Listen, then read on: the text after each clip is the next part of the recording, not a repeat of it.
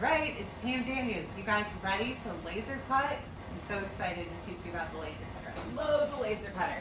So the first thing you're going to do when you want to laser cut something is ensure that there's adequate air to the machine so that it can ventilate, because you're combusting things, you're burning things.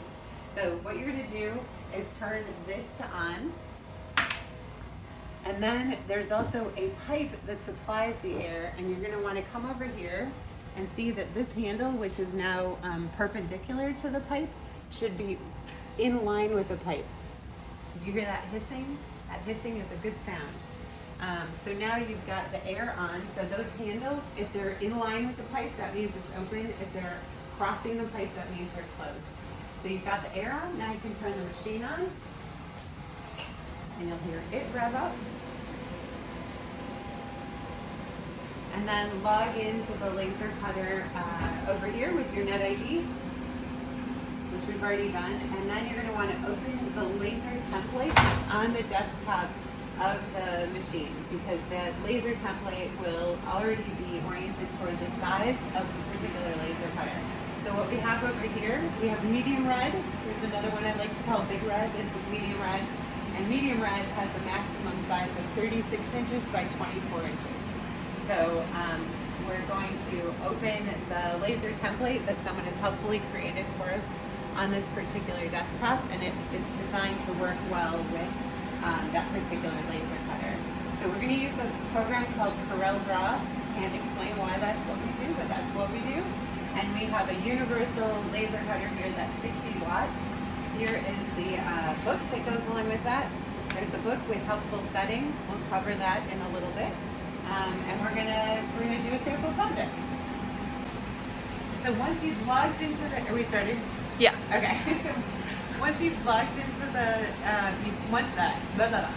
once you have the air on and you've logged into the computer, you're gonna approach the machine. And the first thing you want to do is make sure that the bed height is the right height for your material. So before you put any materials, like cardboard in this case, onto the bed, you're going to want to drop this bed. So there's a honeycomb thing designed to be able to absorb the energy coming from the laser.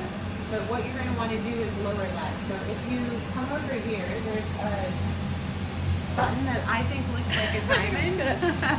Thank you. Great. This little diamond one, and when we push that, it's going to jog the head. So you do not want material on the bed at this point. Oh no, I didn't get that at all. Okay. Can you put it back? Yeah. Okay. So you're going to push this diamond button over here, and when I push it, it's going to jog over into the somewhere in the center of the plate. So you do not want any material on here at this point. See that? See how if you had really tall material, it would have just knocked the cone out? We don't want that. So now what you're going to do is take this handy little device, and you're going to stick your material under here, assuming it fits, and then try to get it so that this device, see how there's a notch here, let's hold it against the black. Do you see the little notch just in there? We are going to line that up with the face, and it's too tall. So we're going to lower the bed height. So over here, we're going to lower it. Seeing how it lowered the material? Maybe? Okay. Kind of. So the material, now you can see how we've got plenty of space under that. And we can just hit the up button when we're on the 100th in the display here. You want to be on the 100th, you can go to 1,000, 100th, or 10th. You want to be in the middle one. And we're going to now make it go back up again, so that the laser is appropriately focused. So now this little device, that little notch is sitting right on the face of the red cover. And that helps us set it to the right height. You see a nice clear focus on the red dot on the light. So that means we are ready to go with our material. And we can hit that magic diamond button, the pointy button, and send it back home. Maybe, or return.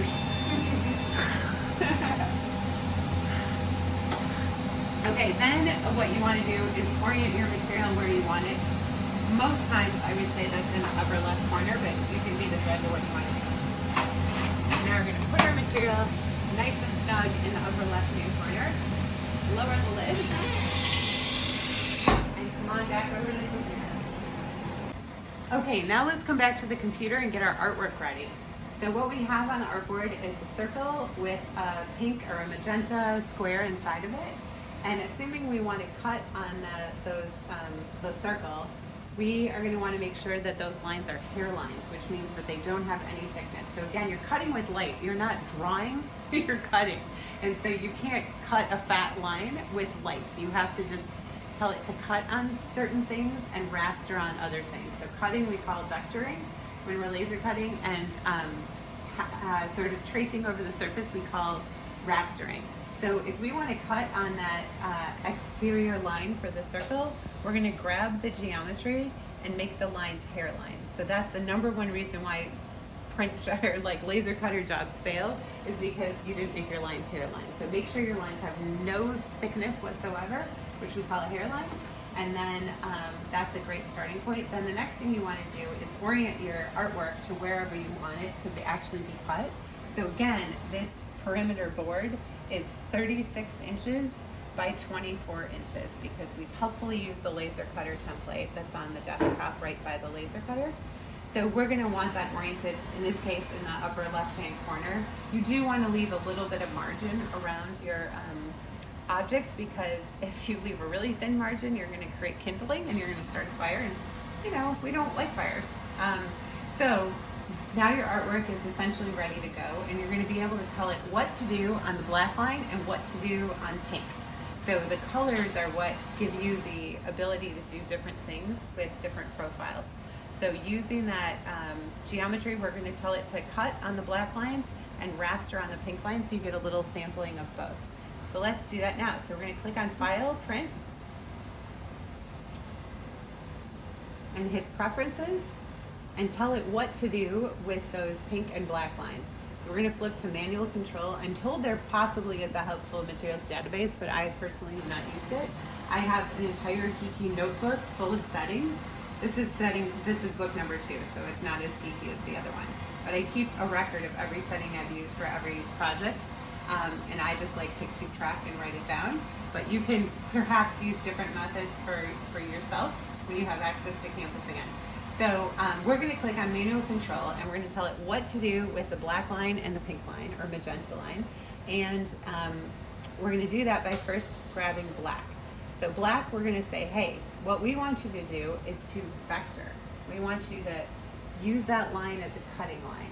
And so we're going to tell it to vector on that, and we're going to decide what power settings we have. I can look up in my trusty notebook what power settings and speed settings I would like.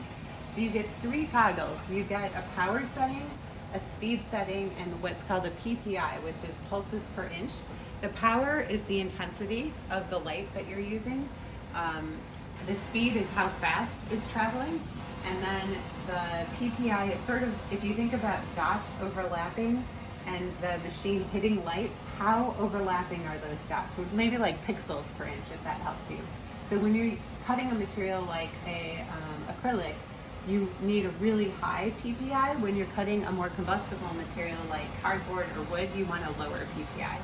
So if you, and the most power you could give the machine, sort of for the hardest to cut material, you would want maximum power and minimum speed, because then you would be saying, use the most intensity you can, but sit there for a really long time.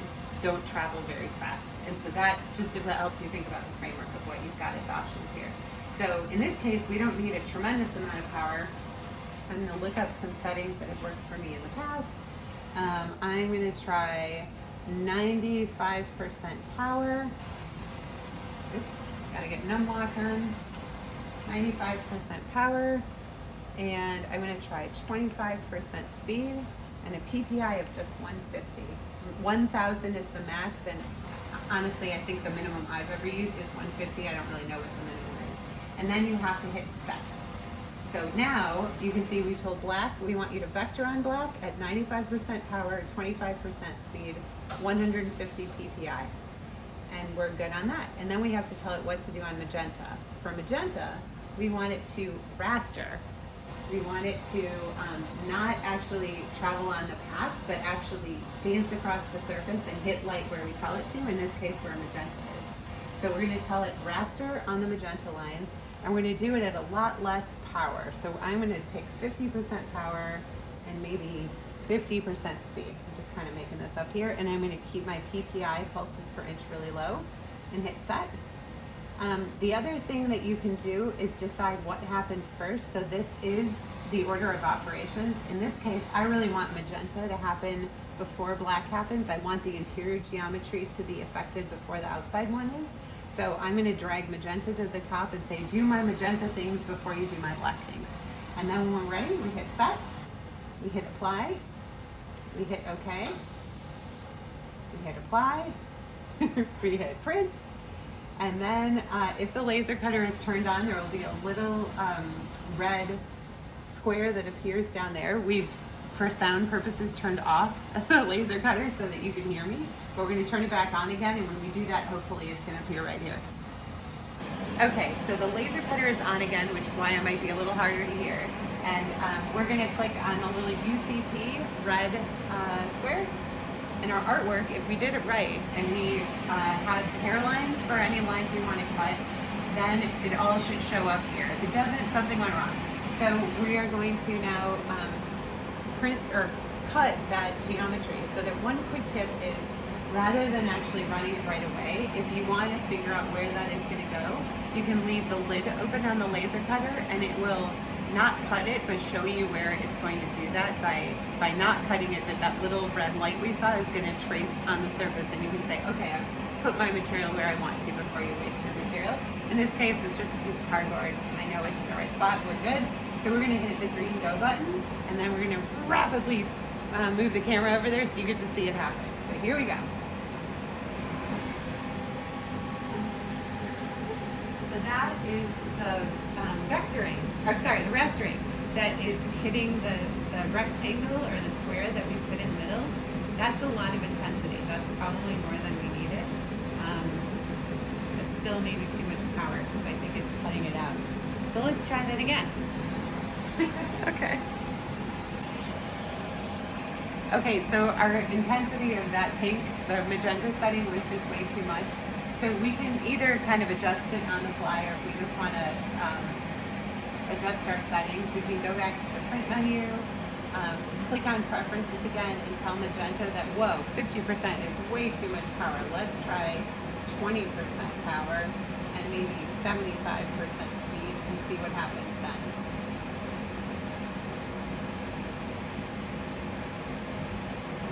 And now let's drag our geometry over. So we're going to go again to this geometry we have here. We can actually move it. So we can just drag it next to where we were messing around and move it to a new spot. And now we're going to hit play.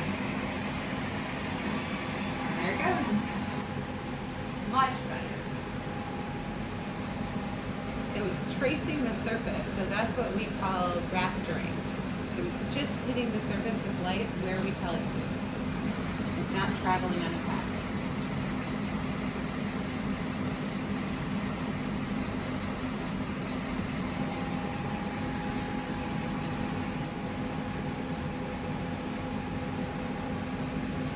And on cardboard, it's kind of cool because it's obliterating just the top and it's leaving the flutes from underneath. So it's kind of a cool effect. You can do some pretty interesting things with that. You did a nice small square, so hopefully it's almost finished. So let's take a look at it again, because it's going to hit the circle as soon as it's done with the square. It's going to finish doing, because we told it to do magenta first. Yeah, and there goes the circle. And did you see it drop at the end? So that means it cut all the way through. That's a really good sign. And then if you cut something noxious like acrylic, I would let it outgas for a while. With the cardboard, it's going to smell like a campfire. I love that smell, so I'm going to lift it up right away and enjoy that fine smell. And then, ta-da! Not super pretty, but you can see the two different effects of the rastering in the square that we put in the center, and then vectoring the perimeter, and you have a circle. So a couple of safety goggles. So it's a good idea in a shop environment to wear safety goggles at all times, because even though in this case there's really nothing that's going to fly up and hit me, I don't really know when I walk through here what is going on around me. So a great idea is always to wear safety goggles. I have, let's see if I can do this, closed-toed shoes. So always wear closed-toed shoes in a shop setting. My hair is back and out of my face. If I were working with rotational equipment, I would have it pulled up even more securely. And then you are using light to cut things, and things could catch on fire. So if you need to stop the laser cutter for any reason, there are a couple ways to do it. You can open the lid and it will stop operating. You can hit the panic button, which is this red one right here, or you can hit pause. And we care so much more about people than we do about things. So if you feel endangered, you can just leave. You don't have to try to put out the fire. The building will build a new one, but we care about people. So, or if you feel comfortable and it feels like something you could just tamp down and you have something handy to do that, you can try it. But again, your safety is paramount and not the equipment. So there's a whole book of settings. It looks like this. And in the back, there are various materials from mat board to glass to rubber stamps, melamine, Velrin, acrylic. Acrylic cuts really well in a laser cutter, and you can look and find the appropriate settings. There's also a really great resource at MIT. And we have a 60 watt, so you're always going to be pulling the 60 watt laser settings for those power, speed, and PPI settings. And then when you are finished laser cutting, you should turn everything off. So you can turn off the machine. It's going to get a lot quieter. And it's better to turn it off and hit the panic button if you're just turning it off. And then remember how we turned on the air at the beginning? We're going to turn the air off. We're going to hit off right there, and then remember perpendicular to the pipe is what really shuts off the air. So we're going to leave it perpendicular, which means air is off. So one of the things that you can do in preparing artwork for the laser cutter is you can use a software platform called Adobe Illustrator that is intended for vectorized artwork. So vectors, to think about what a vector even is, a vector is an infinitely scalable line. So if you think about blowing up a picture, eventually the picture would get pixelated. It would become blurry and distorted. If you blew up a low resolution photo really big, you would lose a lot of the integrity of the image. But when you're using vectorized lines, that's not the case. Vectorized lines are essentially a giant dot to dot where there are anchors and splines. And so if you think about a dot to dot image that you can stretch infinitely and it's never going to degrade, that's really what vectors are. And the program that you use more typically than CorelDRAW to make those kind of files is Adobe Illustrator. There are also free ones you can find on the internet too. I'm not going to mention those right now, but you can import that artwork into CorelDRAW for laser cutting. So you can either take things from a SolidWorks type environment and export them as what's called a DXF file, and then import that geometry to here, or if you prefer to work in Illustrator, where you're doing more artistic things, Illustrator might be a better platform to start at. You can just straight open the Illustrator file here, or sort of the PDF of 2D vectors is called an SVG. So you can use that file format as well.